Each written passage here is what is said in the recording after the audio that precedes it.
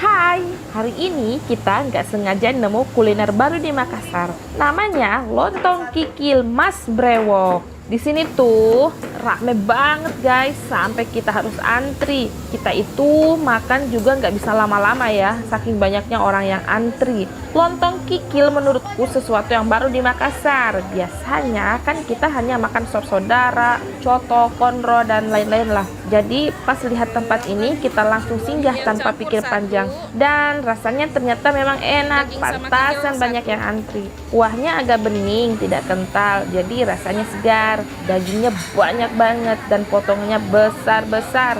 Kikilnya juga enak, nggak bau. Dan ternyata yang terpenting harganya masih ramah di kantong guys. Jadi bagi kalian yang pengen nyobain sesuatu yang baru di Makassar, wajib datang ke sini, ke Lontong Kikil Mas Brewok. Tempatnya di Jalan Veteran Selatan sebelum belok ke Pasar Pabayang-Bayang, oke?